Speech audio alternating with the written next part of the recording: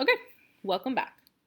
So we have this image over here, and the question is saying, what is the volume of this figure? Well, kind of like how we were solving area of nets, we can do the same thing with 3D figures. We just have to group them or finagle them into shapes that we know. So if I looked at my image right here, I see that I can make two separate rectangular prisms. I'm going to show you how. It's right here. There's this edge, right? All I have to do is imagine that the edge is going to go all the way down to about there. So that now separates the two different figures. So I can take the volume of this figure first. This edge is the same length as this edge.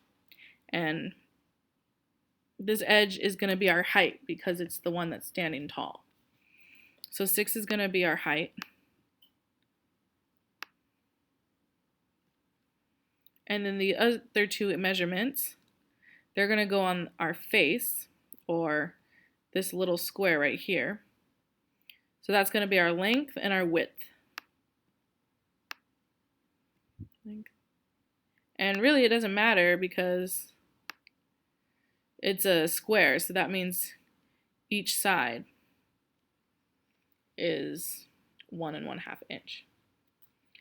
So let's set up our problem. Volume is length times width times height.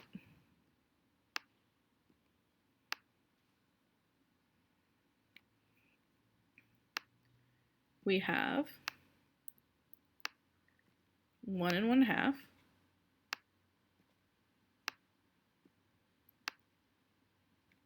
times 1 1/2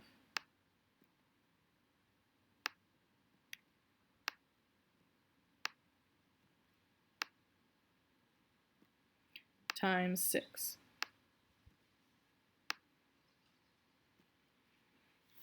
So we can do it a couple of different ways. You can start by multiplying all the fractions together, or you can multiply the 1 1/2 times the 6. Multiplication is great because you can do it in any order that you want. But I think I want to tackle the two mixed numbers, our two fractions.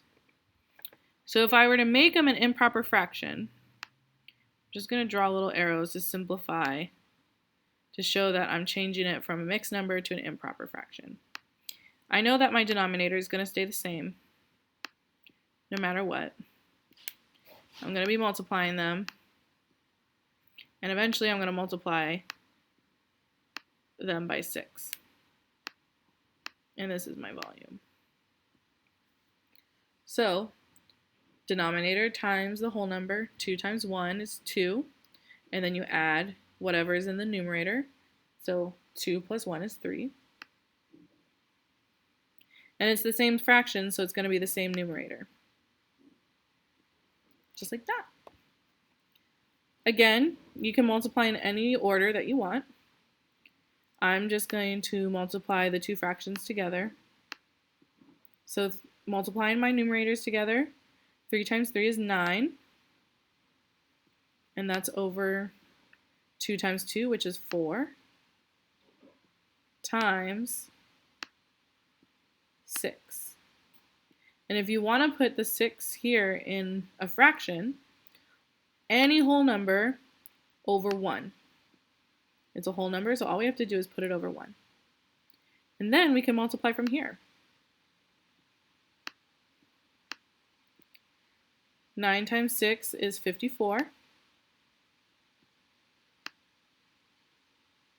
Over 4. And this is all centimeters cubed. Now, I can simplify it if I want to right now. So why don't we go ahead and do that? Well, what's great about 4s is that they're even numbers, and I know it can be, both numbers can be divided by 2 evenly. So I'm going to divide the 4 by 2. So divide.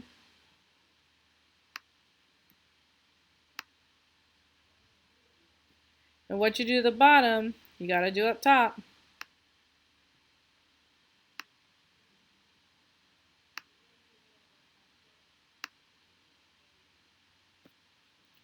So we can tackle the denominator because that's something that we know off the top of our heads. 4 divided by 2 is 2.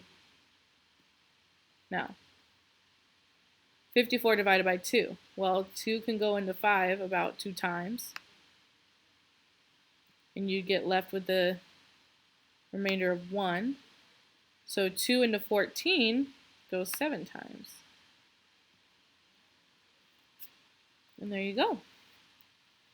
So for now, this volume is 27 over 2 centimeters cubed. And that's how we solved for the first rectangular prism. That's how we solved for this one. Go ahead and click on to the next slide so that we can work on the next rectangular prism.